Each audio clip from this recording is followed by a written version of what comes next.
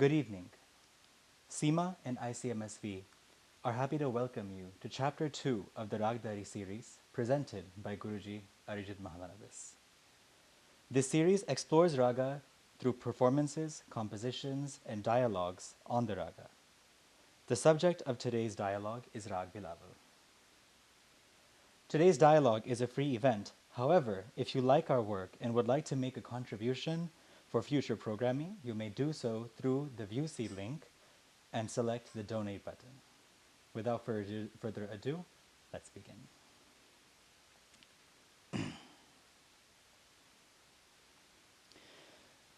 So Guruji, what are some of the first sort of things that a student of music ought to know about Raga Bilawal? That's a good place to start. So I will start by sharing some of the commonly understood features of this raga.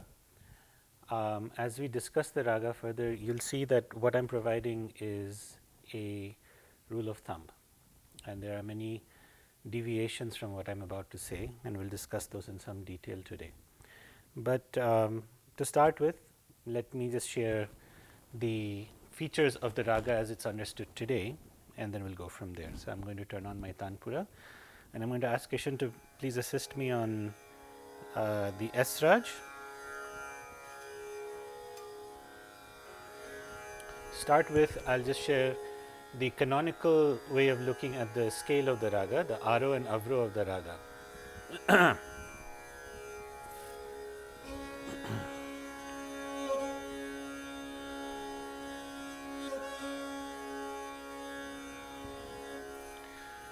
Sa re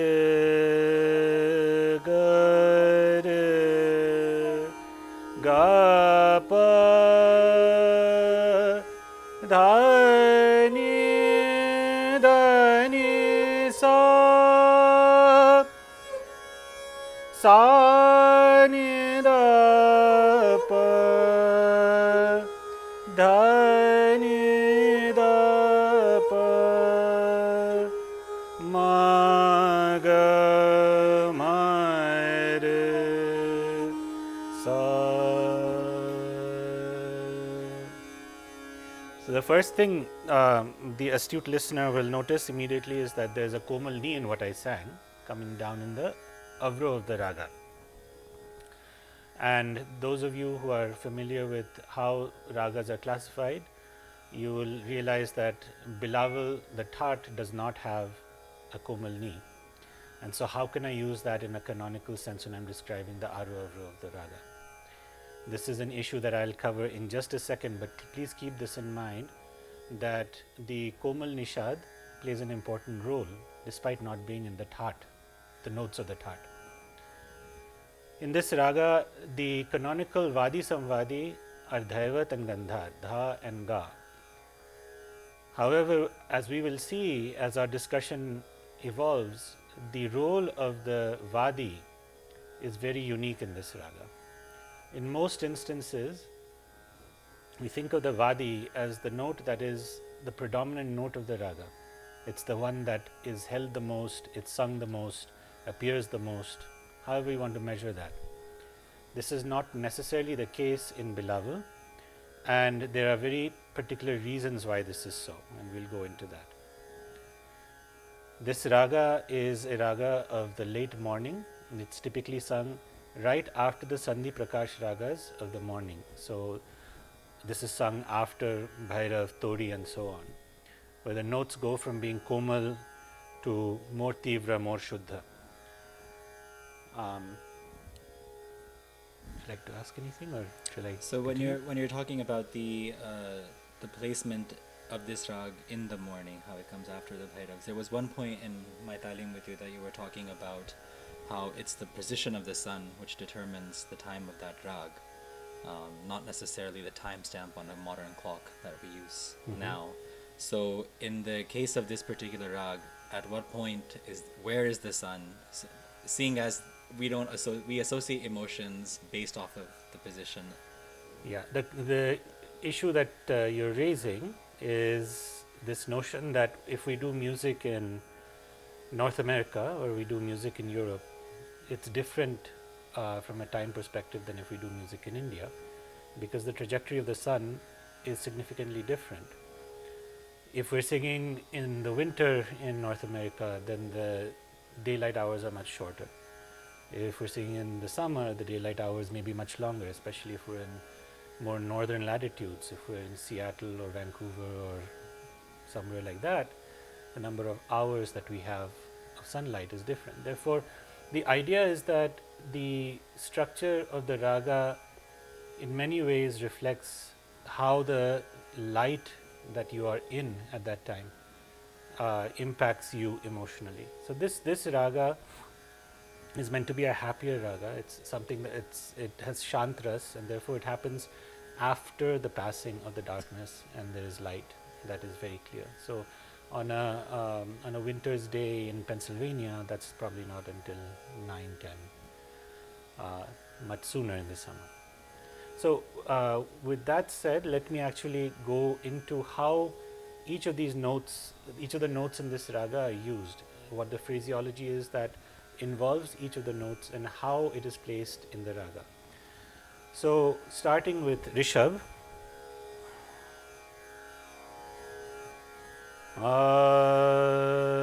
so the rishabh in this raga is an anuvadi swar. It does not take a role of prominence. It rather it facilitates movement. So if I'm going up,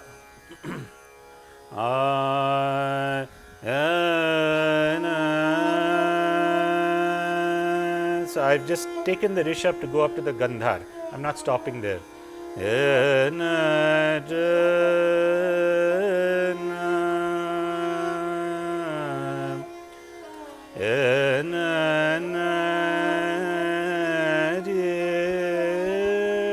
So you can see that instead of standing on the rishabh, it's being used as a turning point. Yeah.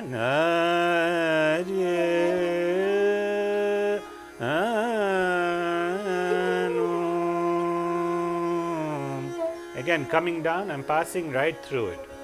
So the note rishabh is minor, and in fact, one can even skip it in some cases when one is going up.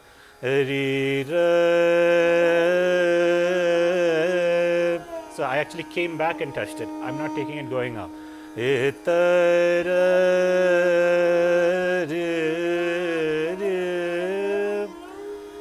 Whereas the gandhar is a very major note, and because it's the samvadi of the raga, it takes on a role as graha, nyasa and amsha. It takes on all three roles. So what do I mean by these terms graha, nyasa and amsha?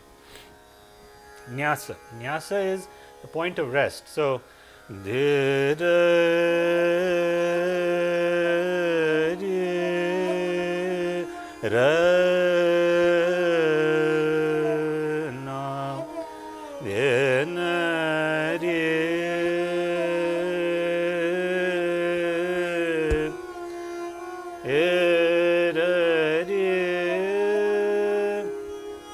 amsha, it has a high frequency in what is being sung.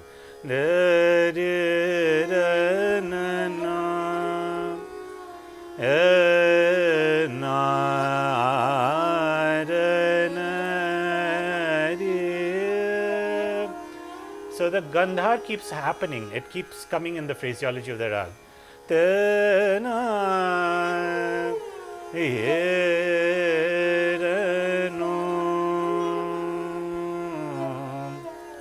Finally, graha swar. So a lot of people think that graha is no longer a valid idea in Hindustani music, because in traditional terms, graha swar is the note from which we depart. But the point is, the graha is the swara that generates a phrase. So from the ga, we get a lot of impetus for the next phrase.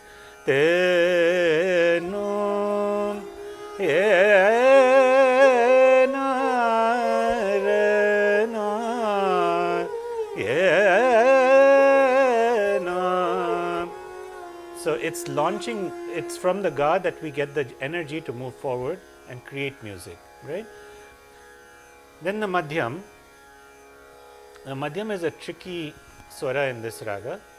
First of all, canonically, the madhyam is supposed to not be in the aro. In the traditional description of this raga, and when I say traditional, I mean sort of 1900s and forward, or late 1800s. Traditional description of this raga is an Shadav Sampurna raga. In that, it skips the madhyam going up in the aro. But that has not been the traditional way of looking at this raga. For now, I will treat it as if it's varjit, or it's not present in the aro. So, so gandha to pancham. Ga ma re ga pa. If I go up gama, I have to come back. Ga ma re ga pa. Pa ma ga ma re sa. Coming down, pa ma ga ma re sa. You can see that the vakra feature ma ga ma re sa is being motivated by the madhyam. So, although it is omitted in many cases in the aro, the fact that it actually generates, it's a graha swara in at least one major feature of the raga, indicates that it is actually an important note. Its status as a varjit swara in the aro belies the importance of this note. Okay. There are, however, in continuation of that idea, there are a few phrases that one can use, particularly ga ma pa ma ga ma re sa. This phrase would not come frequently in the performance of this raga. However, it can occasionally occur. So,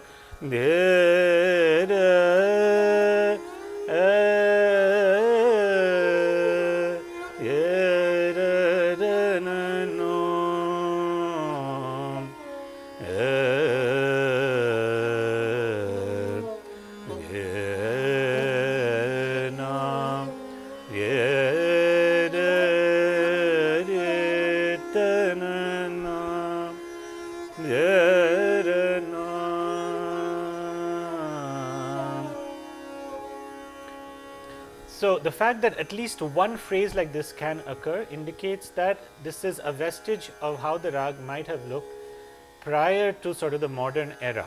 So, prior to the documentation of ragas by Paluskar and Bhatkhande, one might say that there were probably phraseology that more frequently used the madhyam in an arohatmak sense.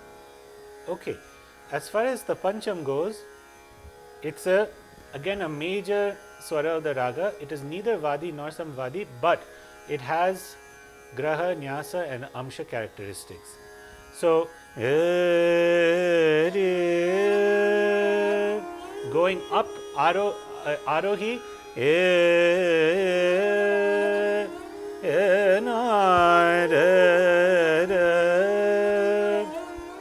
a major point of rest. Coming down,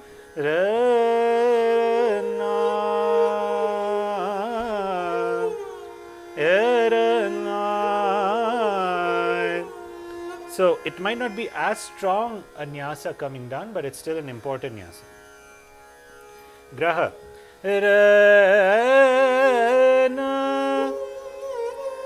One of the major characteristics of Bilawal, pani dani sa, is generated from that pancham.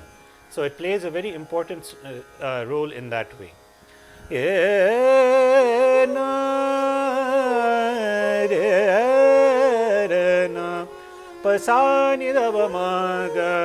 Same idea, jumping from the pa to create that phrase. And then, of course, it's an amsha of the raga in the sense that it occurs very frequently. So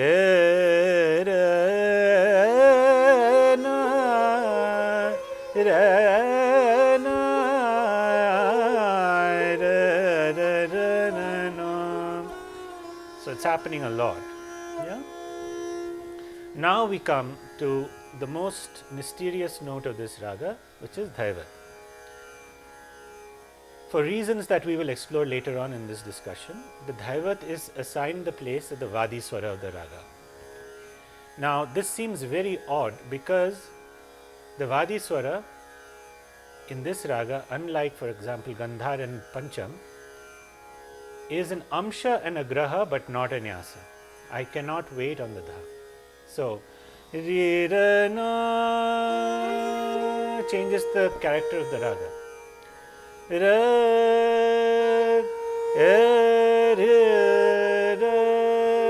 Doesn't sound like Bilawal. We'll look at a few compositions that actually try to treat it like that, but we don't get a very strong sense of Bilawal as we understand it today by standing there. So very clearly, dhaivat is not a nyasa swara of the raga.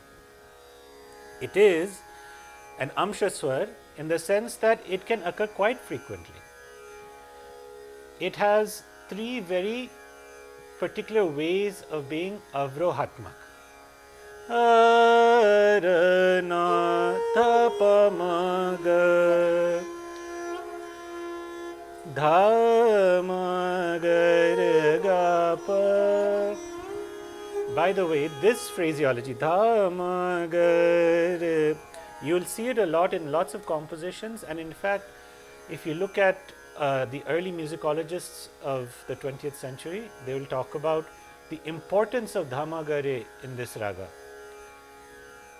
In modern renditions of this raga, one doesn't see this phrase very often at all, but it is a valid way of descending from the dhaivat. Dhamagare. Finally, one of the characteristic movements of this raga, which is very important involving the dhaivat, here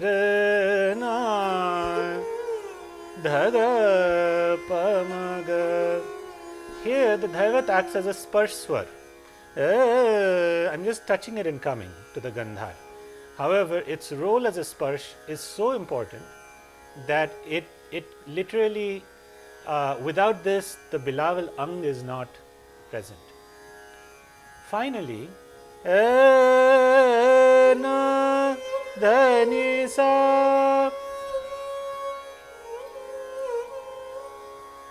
so one of the justifications for why this note can be considered the vadi swara of the raga is that it facilitates movement in both directions to a number of places.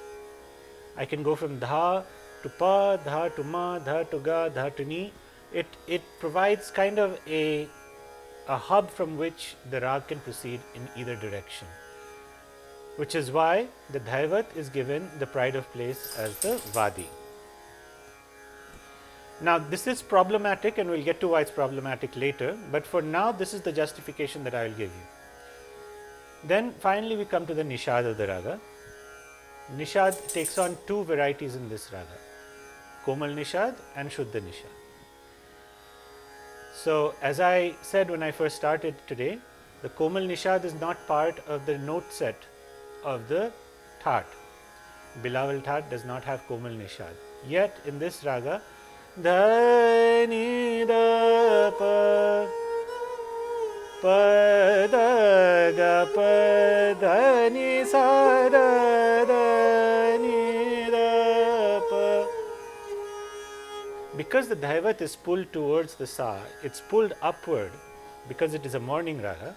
It has a karn sur of the Komal nishad, and if we make that explicit, we can create phraseology that includes it. But it is what we would call a bhashanga swara. I want to make a small distinction here between vivadi swara and bhashanga swara. Komal nishad is not a vivadi swara of the raga as is commonly thought.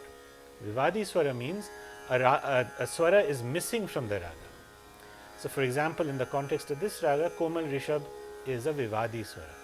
This is a bhashanga swara. It's a swara that ought not to be there, and yet it is.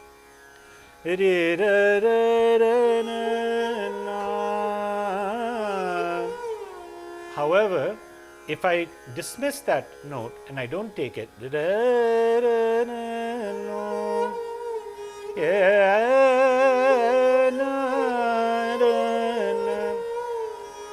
it it doesn't violate the character of the raga.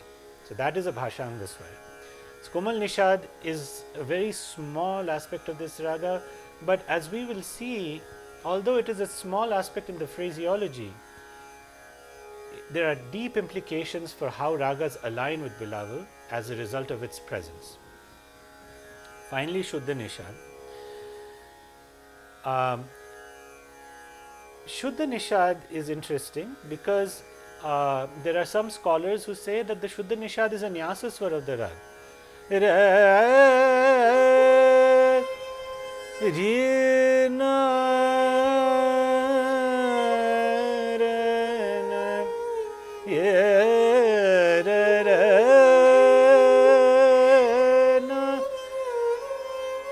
This is problematic because if I hold that Shuddha Nishad for too long, I will lose the raga. And so we can think of the Shuddha Nishad rather as an apanyas of the raga. What do I mean by apanyas? An apanyas is a swara that acts as a false nyas. You can hold it for some time, but eventually you have to resolve it. So,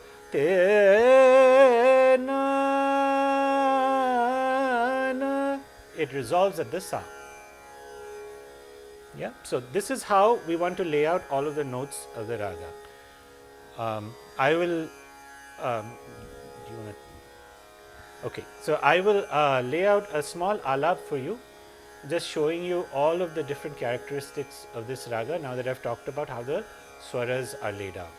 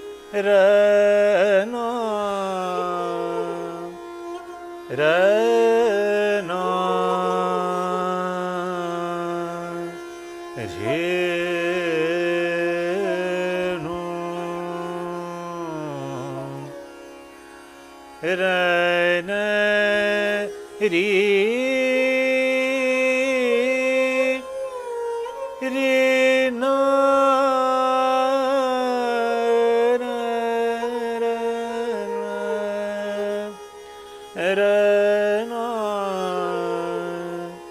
re ra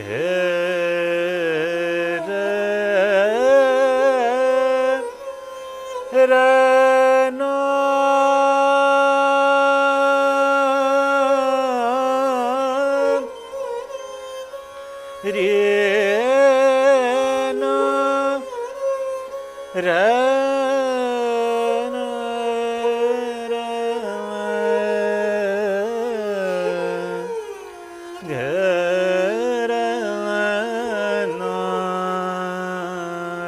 ga no re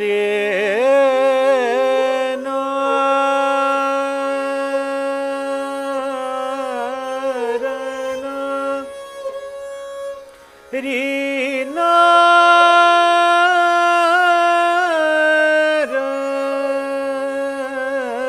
na na Ri ra na na ra Ri ra na ri no ra ra na ri na ra na na ri ra ra no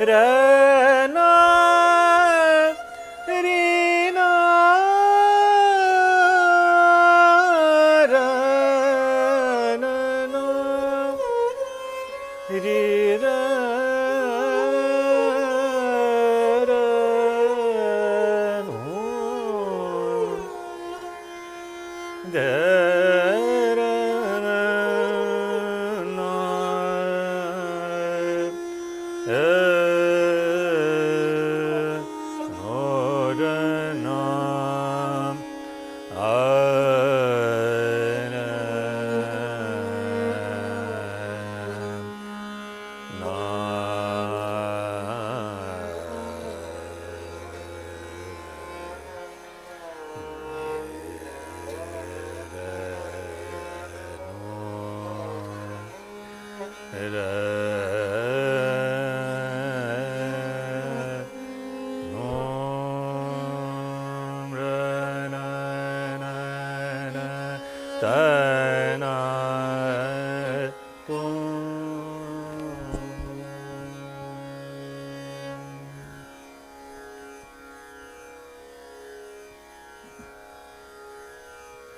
Thank you for that very in-depth explanation of the rag, every note in that rag, for every note in that rag.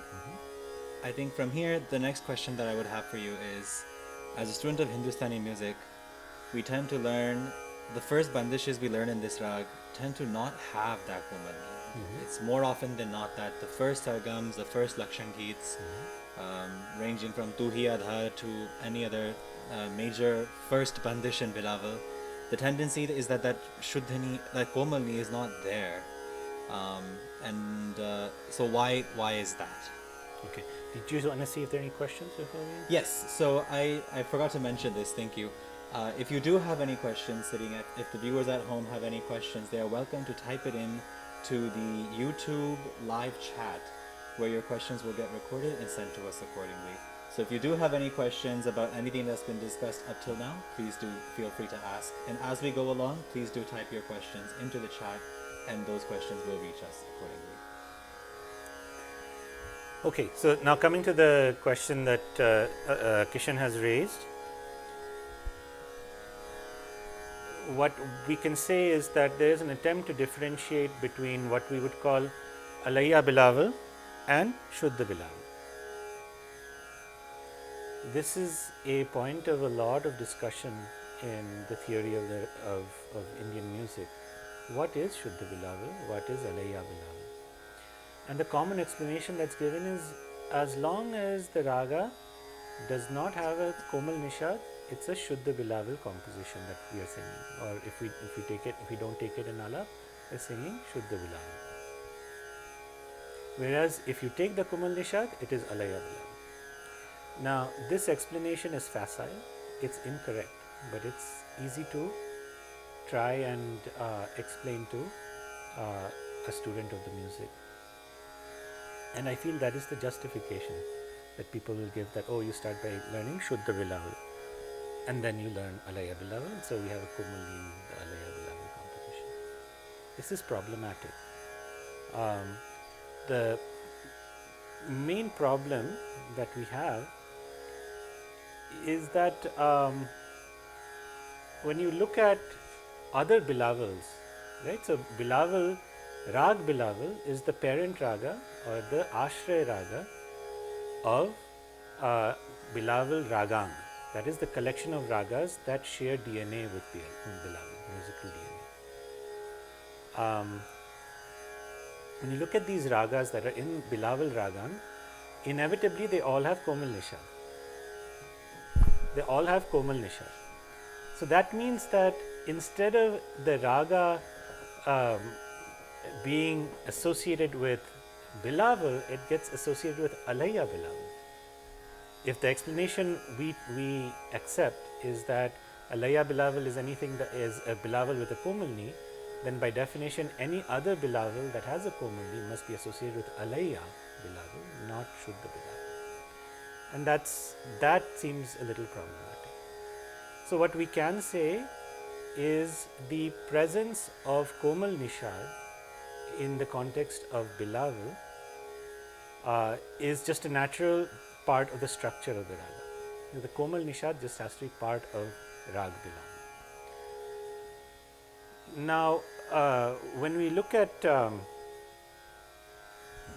so this is the argument that's made as far as Alhaiya Bilawal and Shuddha Bilawal really are the same thing. It's just that in you actually voice the Komal Nishad in Alhaiya Bilawal, and in the Shuddha Bilawal compositions you don't voice it.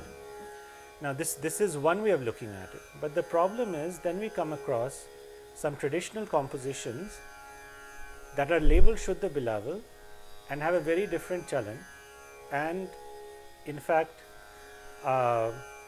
don't conform to our notions of what is Bilawal today.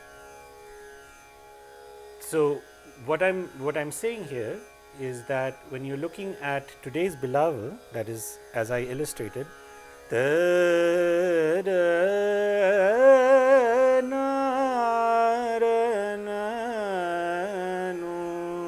these particular curves, what I'm actually singing for you is Alhaiya Bilawal. If we look traditionally at what is Shuddha Bilawal, there are a number of things that we can look at. If the first thing is that in Bhatkande's work, he says that Bilawal is essentially equivalent to how Shankarabharanam is treated in South India. And in fact, he gives a vistar for Bilawal, which I will sing for you, and you will see that it doesn't look at all like our understanding of Bilawal today. So here is Bhatkandeji's description of Bilawal through vistar.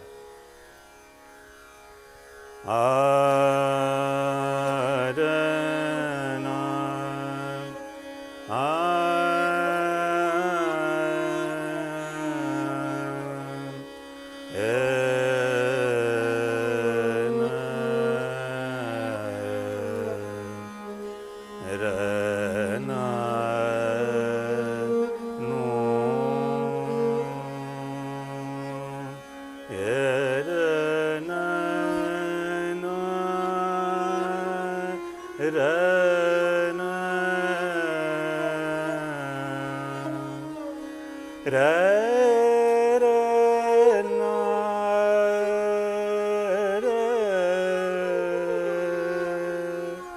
ra ra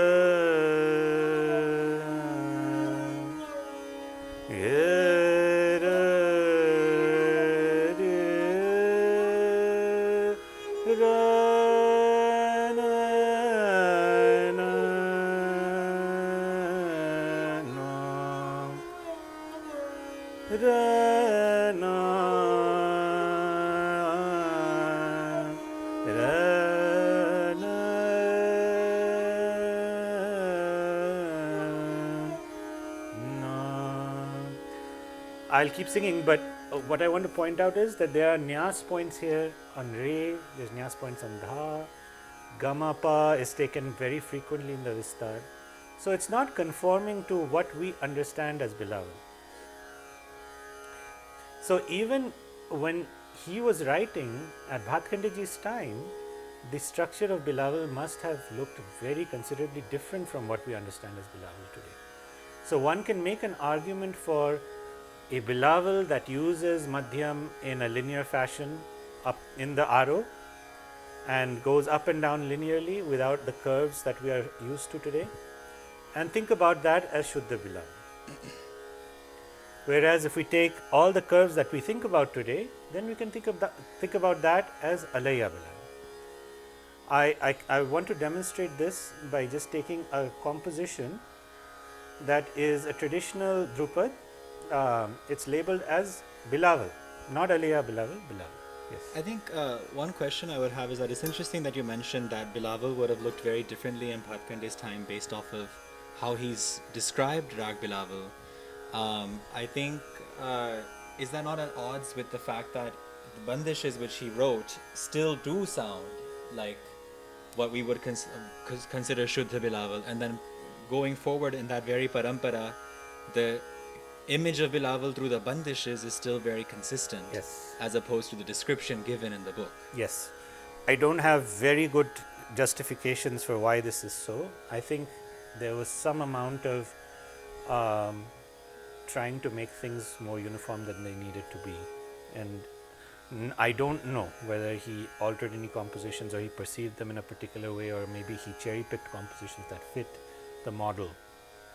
I don't know, but one can find alternate compositions outside of Bhatkande that do not conform to that picture.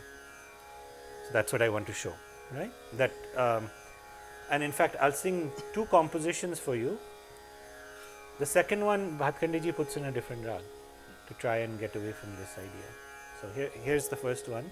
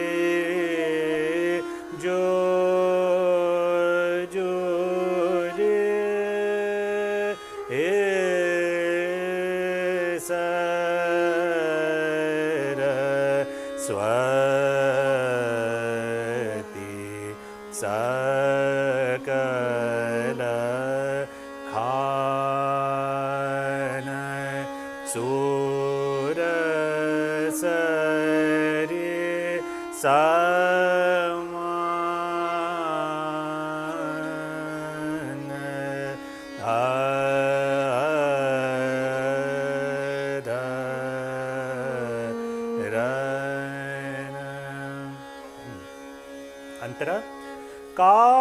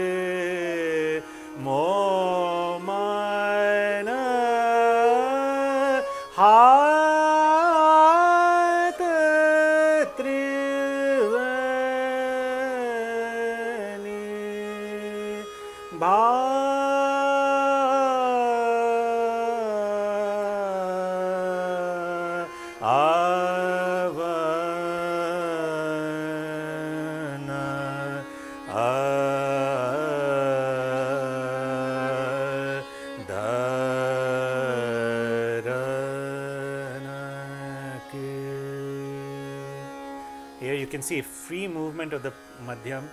Ga ma ga re, ga ma pa ma ga. It's all happening here, so it's not restricted. You don't see any of the ga re ga pa dha ga. None of those movements are happening.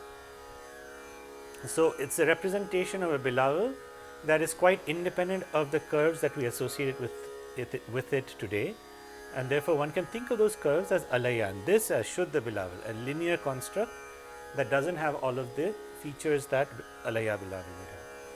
Just to highlight this a bit more, here's a bandish that shows this just as well, but was classified by Bhatkande ji as Yamani Bilawal.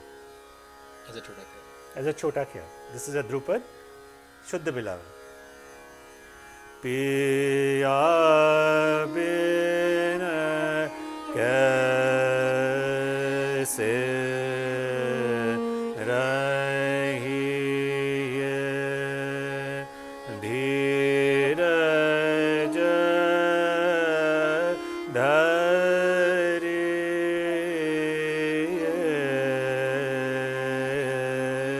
chenana aparata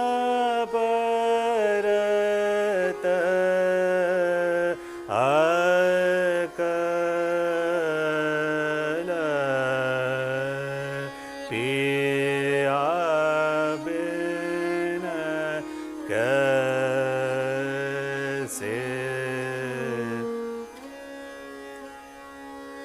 Antara nathira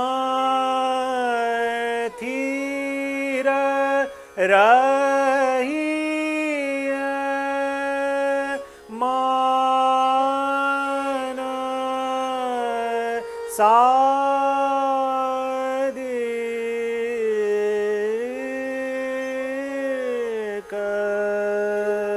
hona jatai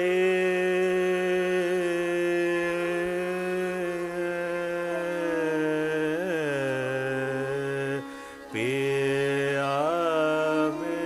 bina kaise rahiye. The other thing I want you to notice in this composition is the Komal Nishad is part of it. So the presence of the Komal Nishad is just given in Bilawal. It's not a feature of Alaiya or Shuddha. So that in itself is not enough to set these two apart. What sets it apart is if you have a linear construct, then it becomes a Shuddha Bilawal composition. If you have that Vakra construct that we are very used to, that is Alaiya Bilawal.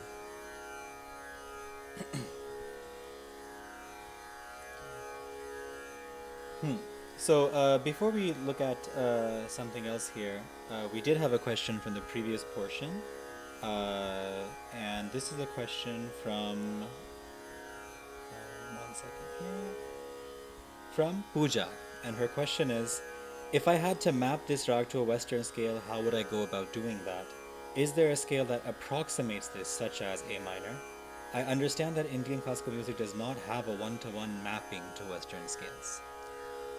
Seeing as you're talking about Shuddha Bilawal as a linear construct versus Alaiya Bilawal as a Vakra construct or a back and forth construct, how would you answer that question? Yeah, so this is one of these things where we just have to make certain assumptions. If you are in the key of C, it's the major scale.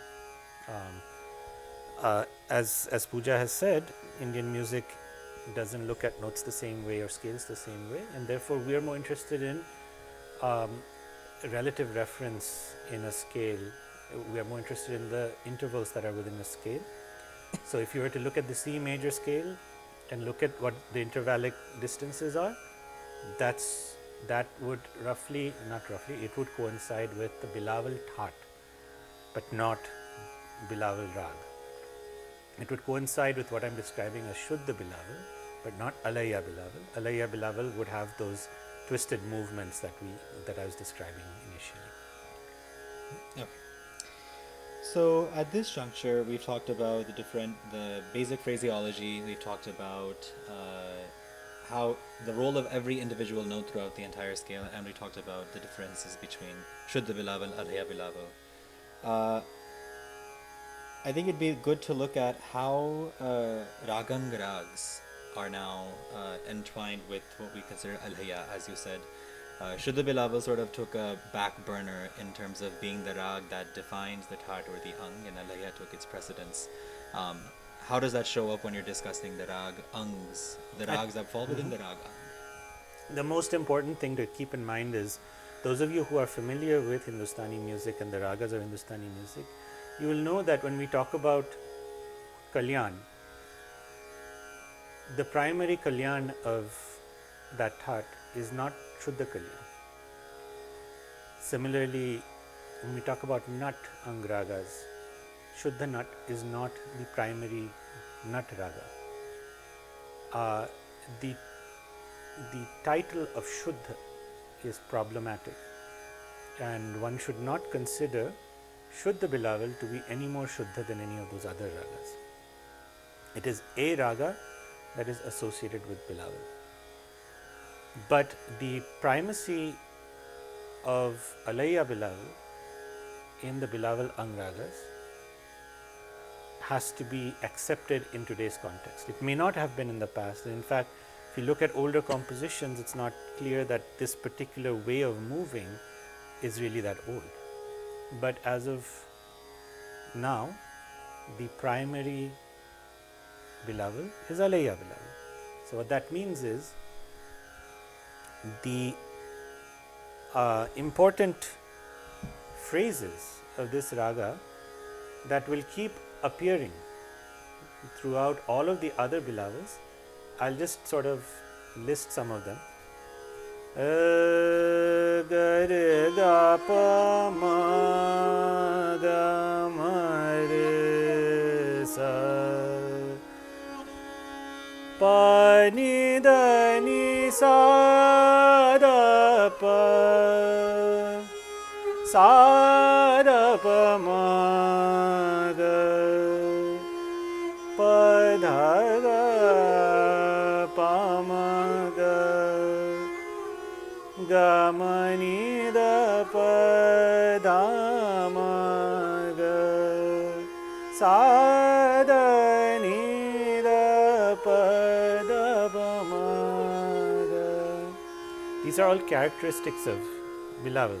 Ma ga ma re sa re sa. These are all characteristic phrases of the raga. But when we look at various types of Bilawal, Devgiri Bilawal, Yamni Bilawal, Shukla Bilawal, Lacha Sak Bilawal, Sarparda Bilawal, Nat Bilawal, all of these Bilawals have the same characteristic, which is that the Purvanga of the raga looks like another raga, and the Uttarang shows Bilawal very clearly. In fact, Bhatkhande goes on to say that the thing to keep in mind is that any Bilawal raga will show in its Uttarang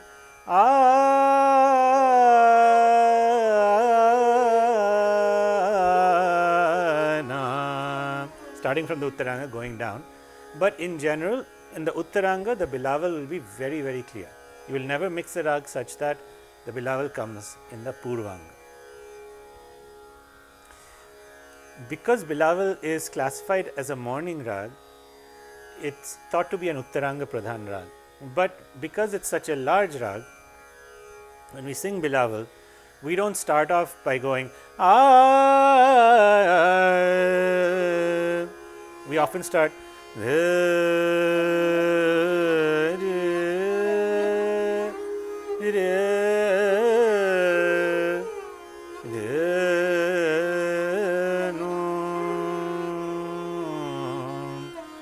so its justification as a morning raga really hinges on its role in the raganga. So when you're looking at the raganga ragas of Bilawal, inevitably Bilawal will come in the Uttaranga of the scale, meaning that its representation is always an Uttarang Pradhan representation in these ragas, and therefore it is a morning raga.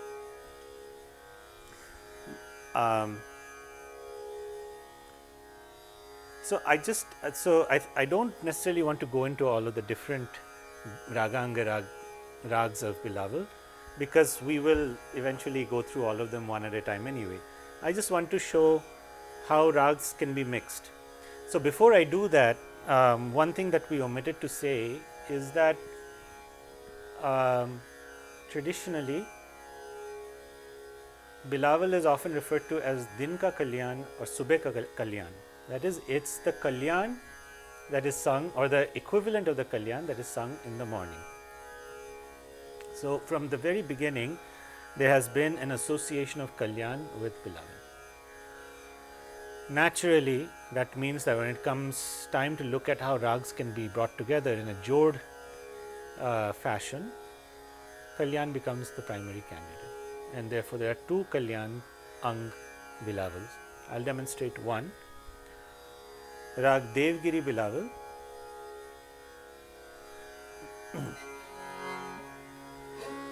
Rag Devgiri Bilawal is very interesting because according to some scholars it's a mixture of Kalyan or Yaman, Shuddha Kalyan and Bilawal. But that Shuddha Kalyan is brought with one phrase, Sada Paga. When one examines the composition repertoire associated with Devgiri Bilawal, you find that there's one or two compositions that show this, but the majority of them don't show it. So really Devgiri Bilawal can be sung without Shuddha Kalyan in it at all.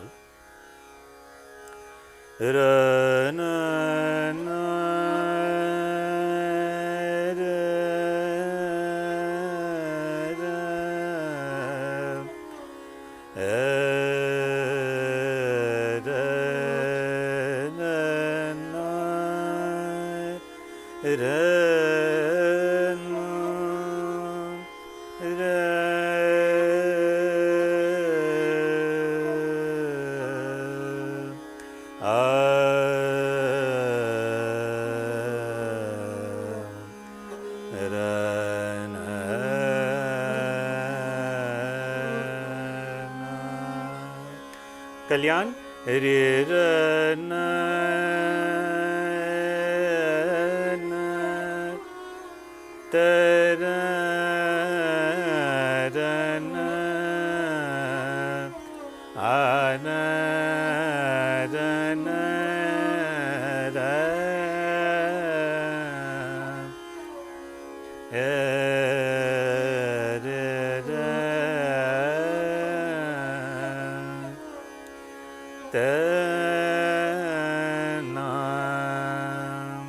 So here is a parallel in Bilawal ma ga ma re sa, in Kalyan ga ma re sa, ne da sa re ga ma ga. And I want to say here that the Tivrama is not essential to Kalyan, and we'll get into that when we talk about Kalyan. But Tivrama is a characteristic of Yaman and a few ragas in Kalyan, but it's not a part of Kalyan. Re ra ra re ra na re ra na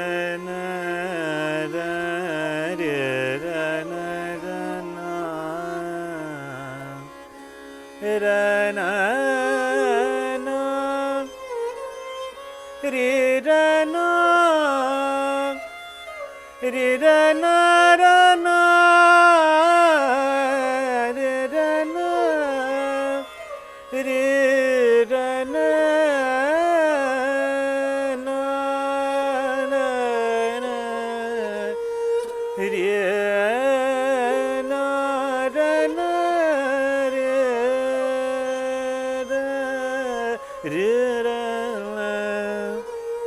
You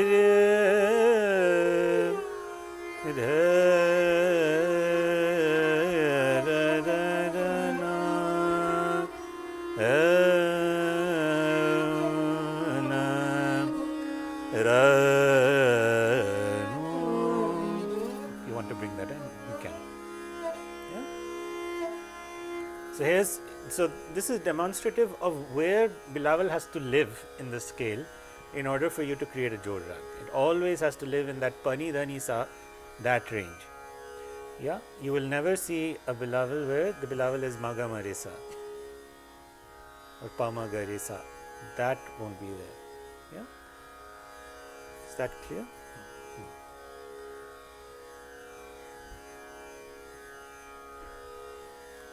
Make sure any more questions.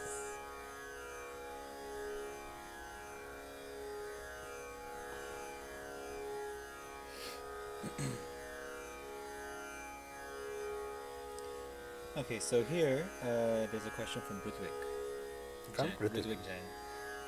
Both Bhatkhande bandishes had an approach towards the losa in the form of gare ni sa plenty of times, whereas maga maresa or ga maresa ni sa or sa ni re sa would have been more in line with the Bilawal ragam. Is this another phraseology that diminished in importance over time? Excellent question, Rutvik. So first of all, these are not Bhatkhande bandishes. These are much older bandishes. They are from the court of Rampur. Yes, that's a very astute observation you have made. So I believe that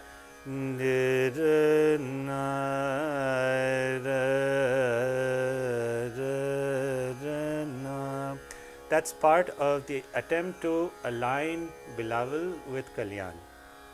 It's a morning Kalyan, therefore that nirisa, niragarisa, that has been brought in a couple of places in these bandishes. Yeah, so good question. I hope that answers it.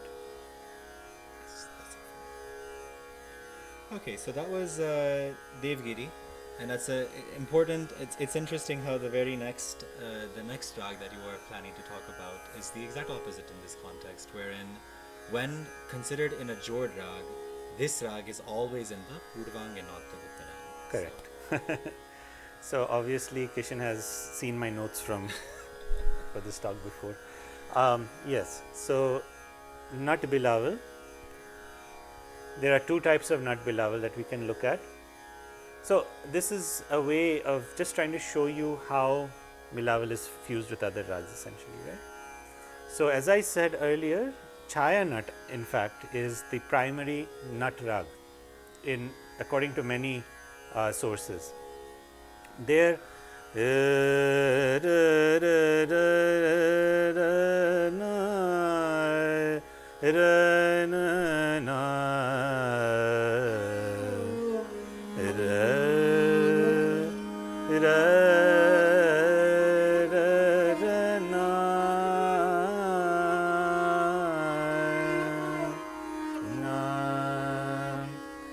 so when we do this,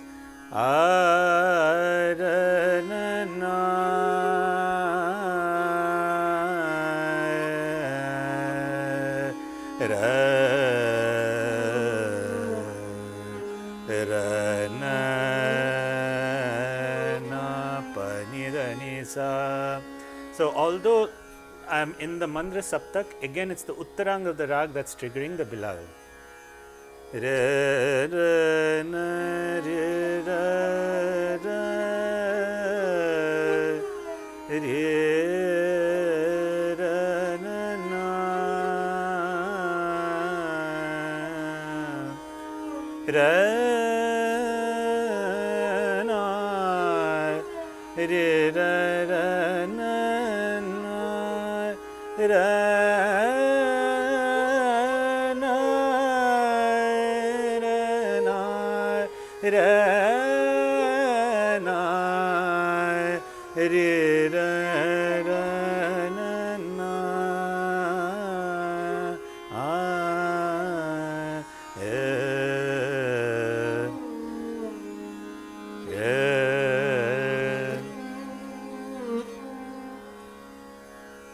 there's another representation of how Bilawal is fused with another raga. Now, I would also like to show an alternative. So, there is also the idea that the primary ang of nut is Shuddha nut, although I don't believe this, but there are schools of thought like that, in which case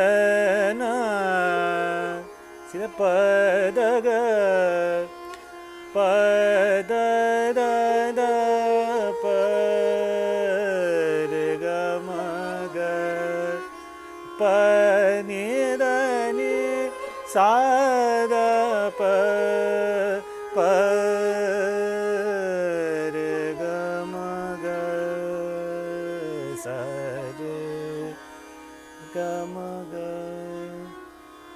These are both nut bilawals depending on which view you take of nut ang.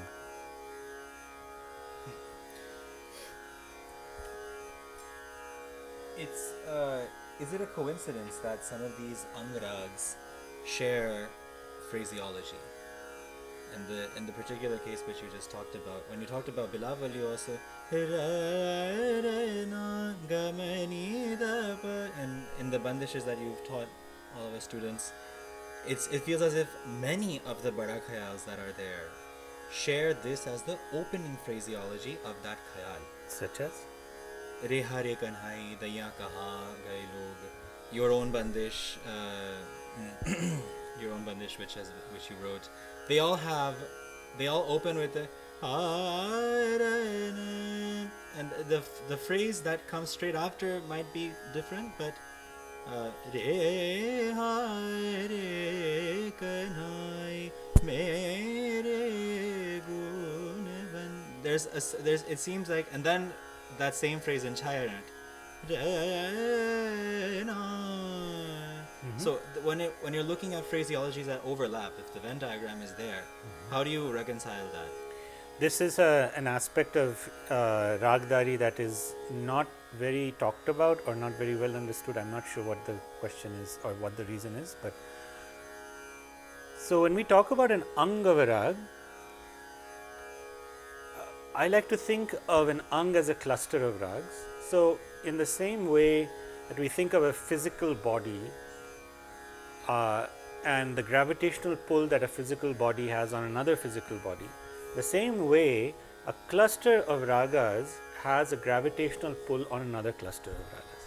So especially if you have in close association nut ragas, bihag ragas, maluha ragas, Bilawal ragas, all of these different angs that are very close to each other, Gaud ragas, then inevitably one or the other will apply gravitational pull on the raga. So although a raga might belong to a primary ang, inevitably there is a pull on it from some other ang. In this particular case, Alhaiya Bilawal has characteristics that are in common with nut, is what you're seeing. The other thing you'll notice is that this idea of the Komal Nishad being part of Alhaiya or being part of the Bilawal ang ragas, in fact that's the word I'm looking for. It goes beyond just the Bilawal ang ragas. It enters into all of the angas that live within Bilawal That.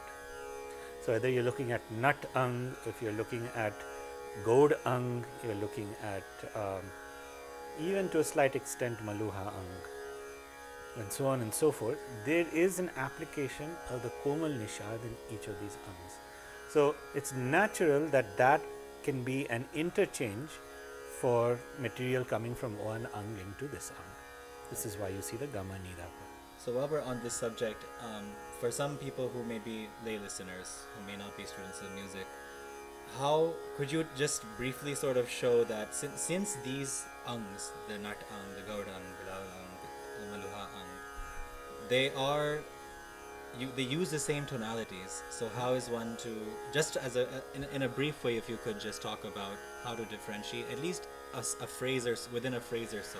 Yeah, they all have characteristic phrases at the end of the day. There might be commonalities, but they are distinct. So I can try and show a few.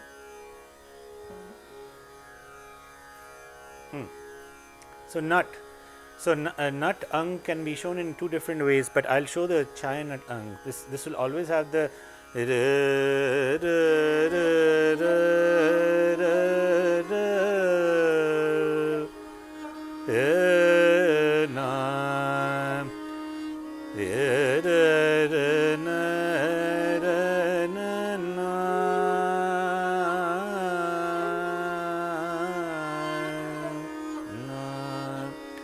which is a very distinct way of taking the purvang from Bilawal. Bilawal will always be sa re ga re ga pa ma ga ma re sa sa ga re ga pa ma ga ma ga re ga pa. Very clearly different from sa sa re re ga ga ma pa ga ma re sa da pa re ra na na. Distinct. It has no relationship to Bilawal. Then there are smaller angs like gaud or maluha. Gaud, it's hard to characterize it, but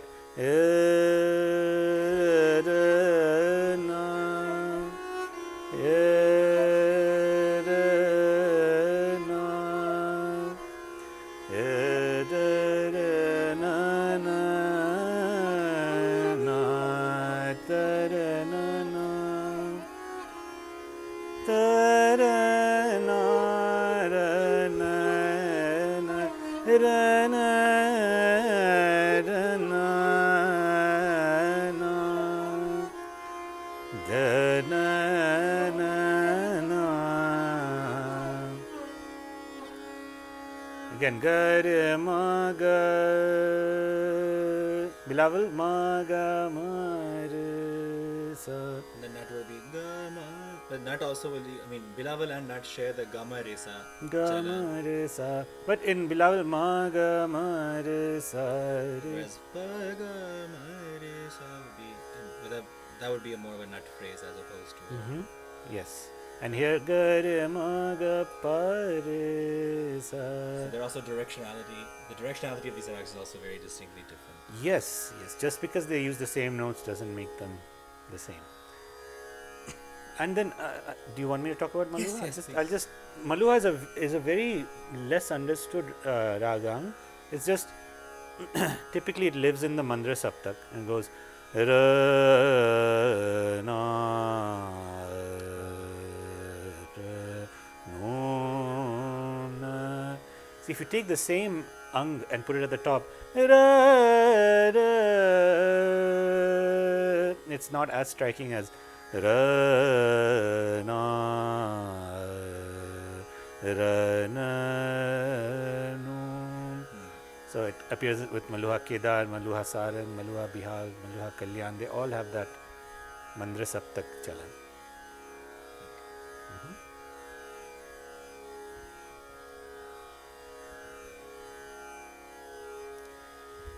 Okay, so before we look at the next point that I'd like to ask, there's one point before that. Oftentimes we see that there are certain rags that are shared across gharanas. as someone who has studied this rag, have you noticed there be differences in the representation of how this rag is sung across, let's say, the four major ones? Agra, Jaipur, Kirana, Gwalior. Do you see any? I think you're making a political statement there, but you don't want to make.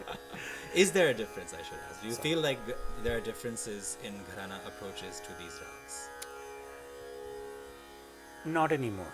Okay. Not anymore. But in the particular raganga rags there are, and there are plenty of them, and that becomes a sticky issue. And definitely when we cover each of the raganga rags, I'll show different versions that are used in different gharanas. There are small differences you'll see here and there. Some gharanas will take sa ga ma ga re ga pa. They will not take sa re ga pa, for example. Things like that.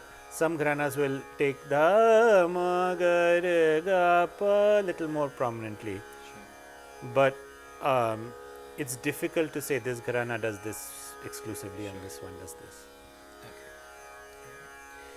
Okay. So I think we don't seem to have any questions at this juncture. I'll just double check. Okay. So the next thing that I wanted to talk about that I would like to ask you about is representations of this rag outside of the Hindustani system.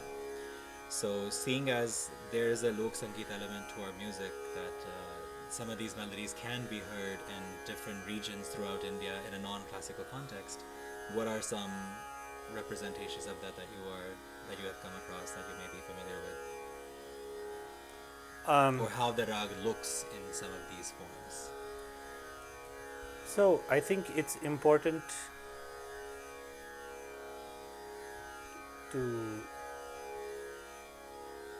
there's a lot to say there, but we also should talk about what we know about the history of this raga within the system itself, within Hindustani music.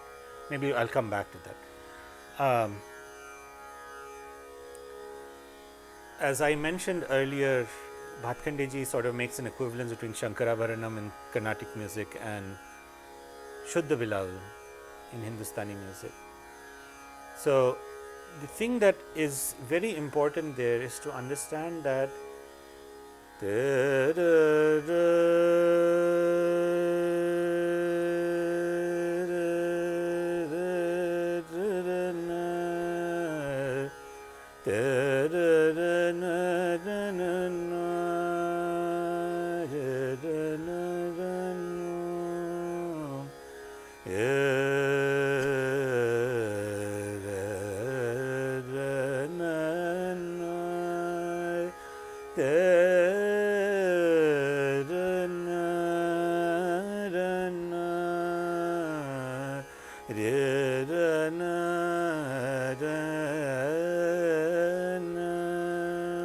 So if I was to develop this raga from the perspective of looking at it being influenced by Shankarabharanam, being a completely Shuddha raga,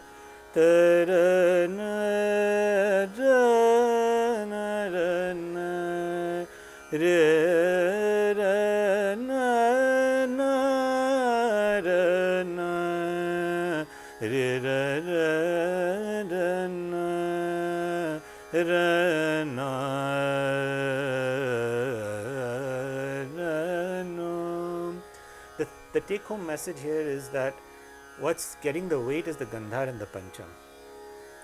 So this is a theme that we'll keep seeing as we see this scale going from place to place in India.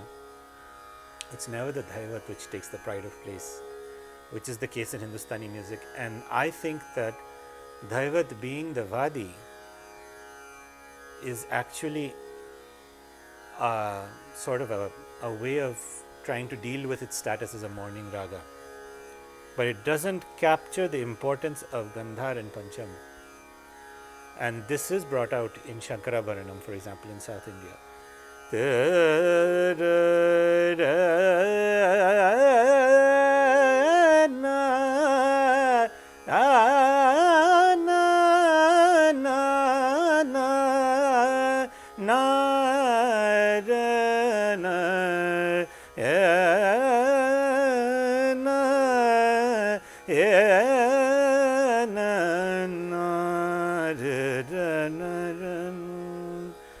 So we can say Shankarabharanam is quote unquote equivalent to Shuddha Bilawal, but there are substantial differences. But roughly, that's what's happening. Of course,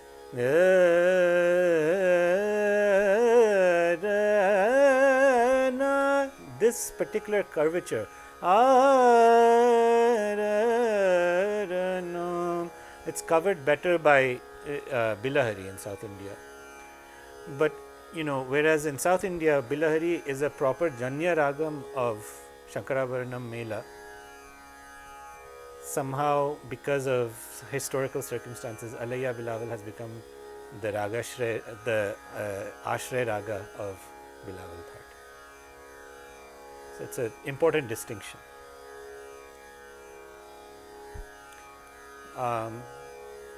Of course, incidentally, we are familiar with, for example, in Odissi music, again, the famous Shankarabharanam Pallavi, Tari jham ga, tari jham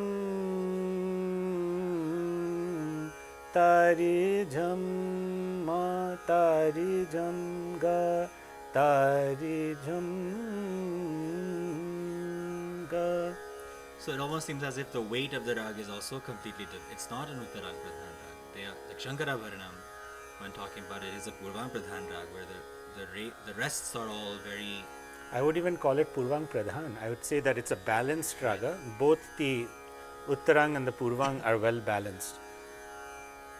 Bhatkandeji says that even according to the theorists of South India, Shankarabharanam is a morning raga.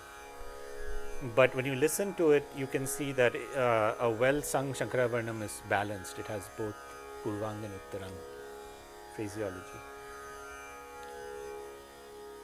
I think different regions of India have dealt with this scale in different ways. You and I were listening to a Gurbani Sangeet piece just before we came on, where so this is courtesy of my student Manveer, who's actually shared a few clips with me. There's a distinction, and this distinction is very clearly made there. What I'm talking about here, that the Shuddha Bilawal or just Bilawal has a very different chalan from Alhaiya Bilawal, and there are compositions in Alhaiya Bilawal that have exactly the curvatures that we talk about. Shuddha Bilawal, in their system, what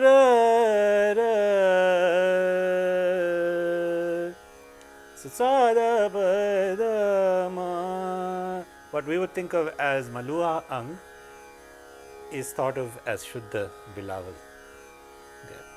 How that came to be, what the relationship is, I don't know, but it's thought of there in a different way than it would be in Hindustani Sangeet. Okay. I did want to mention that as far as looking at the history of the raga, the first mentions of Bilawal in the literature are in Sangeeta Ratnakar, 13th century, but then there are various interpretations of Bilawal. So I'll just say a couple of things about it. So when it's first mentioned in Sangeeta Ratnakara, it's referred to as a murchana of Kukub. So according to the music of the time, Kukub was the primary scale. Bilawali was a derivative raga. It was a murchana of Kukub.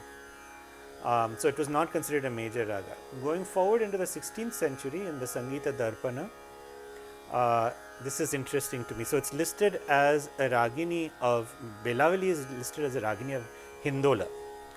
Now if you think of Hindola as roughly equivalent to Malkons of the present time, and we can talk about why that is, but I believe that that's what it is. Then if you take a Dhaivat Murchana of Malkons, and it's stated that Bilawali is the Dhaivat Murchana of Malkons, of Hindola.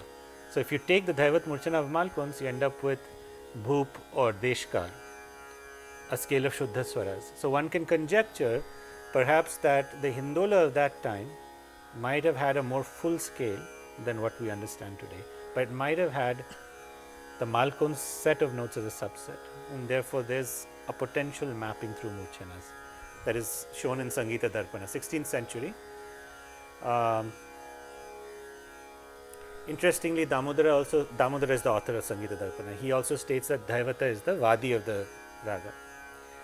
Now things get more interesting in Chaturadandi Prakashika because Venkatamaki, this is now 17th century, he lists this raga as a Janya raga of Sri Raga. He lists Shankaravarnam as a.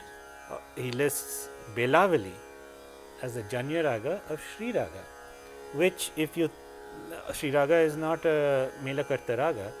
So what is he saying there? Sri Raga of that time we now think of as Kharara Priya or Kafi.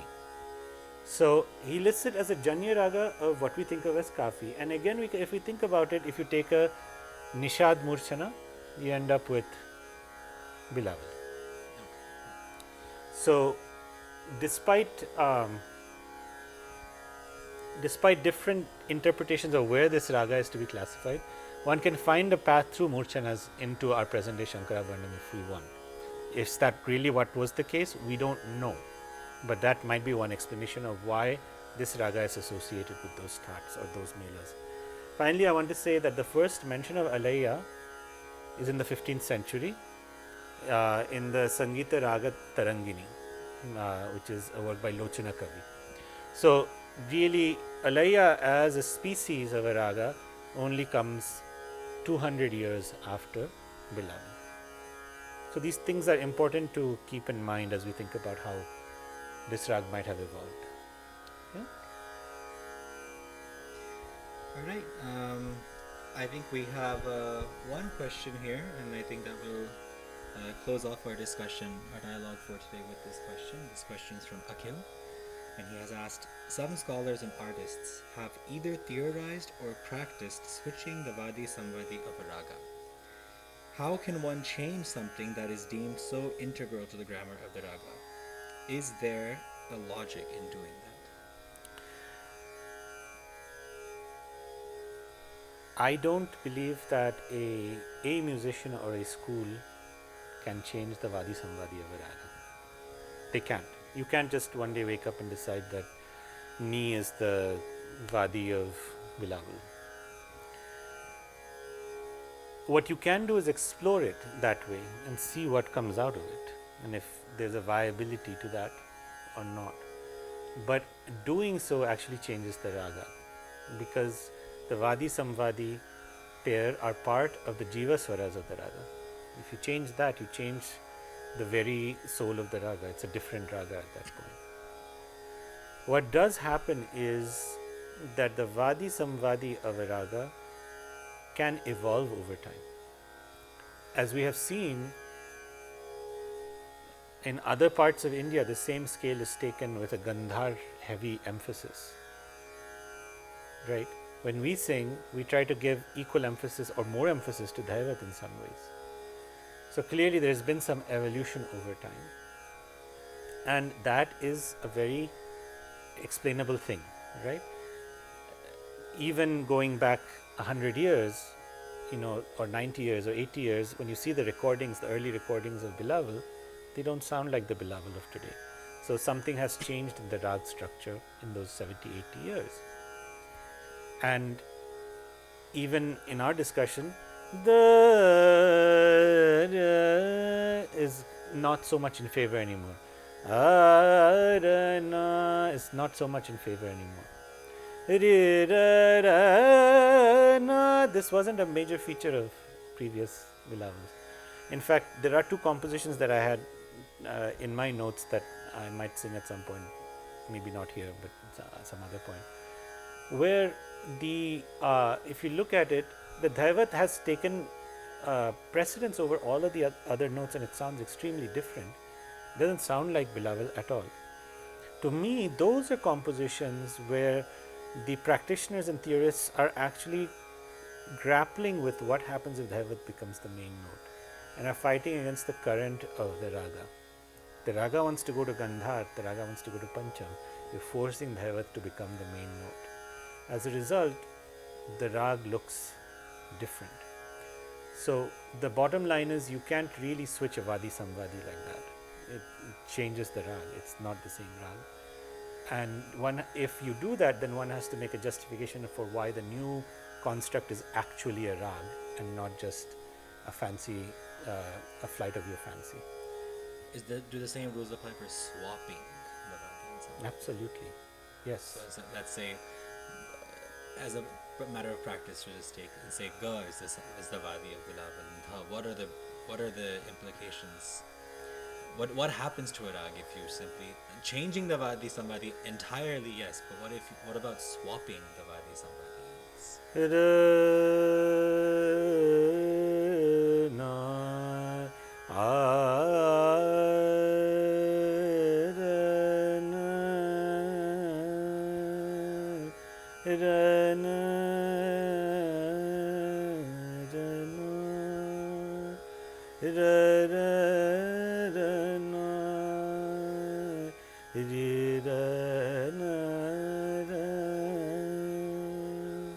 None of that is in Bilawal as we understand it.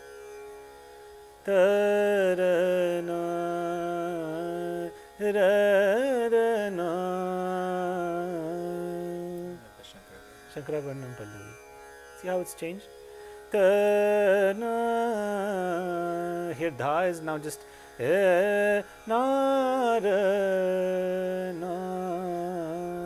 it's not Bilawal anymore. It's a different raga. But again, that's on the assumption that the vadi is a nyas, right?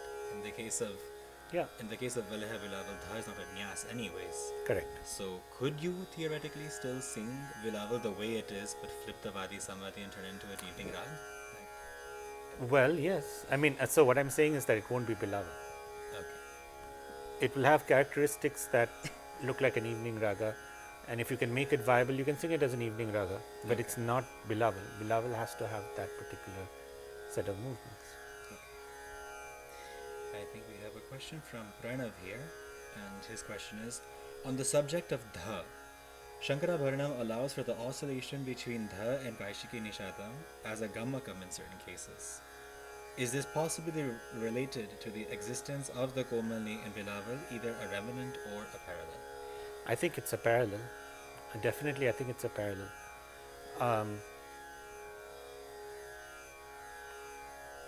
I've never seen that. Yeah, so that's what's taken. That occurs in Bilawal also, but I've never seen. So it never takes full form in Shankara Bharanam. So definitely, I think there's a relationship there. I think it's very natural if you're standing on that dhaivata to find that kaishiki nishadam right there. It's right there, so you pick it up. I think I had brought this up at some point. We were listening to, I think, the Varnam in Shankara Bharanam by S.R. Janaki Raman, and there was I noticed this about Mohanam, and I also noticed this about Shankara Bharanam, that the oscillation of a surrounding note, there seem to be, and I may be mistaken, in which case just let me know, the oscillation on re sometimes touches what we interpret as komal ga. And in this you had mentioned something about how Bilawali is a murchana rag of what would be considered Karahara Priya. Is that also something that you would say is a remnant, or like that sort of oscillation? No, that is part of the aesthetics of Carnatic music. Okay. Yeah, it's not a murchana related issue. It's that the gamaka that's being placed on Gandhar, on rishabh, is so wide that it's touching the komal Gandhar. Okay. Excellent. Yeah. Okay, I think excuse me. I think that covers our questions. Okay. So thank you so much, Guruji, for taking the time to in such a detailed fashion walk us through Raga Bilawal and all the information about it. On behalf of everyone, I would like to thank all the sister organizations who have been a part of this effort: the Society for Indian Music and Arts, Indian Classical Music Society of Vancouver, Nritya, and we would also like to thank our online host, viewc.com, for hosting this event. And thank you to all of you who have joined us from home. And if you are a part of this snowstorm, then please do stay warm. And we hope to see you all for the next Ragadari lecture. And we will be notifying you of that very, very soon. Please subscribe to our YouTube channel and our Facebook pages to keep on getting further information about these sessions going forward. And until next time, good night. Thank you, everyone.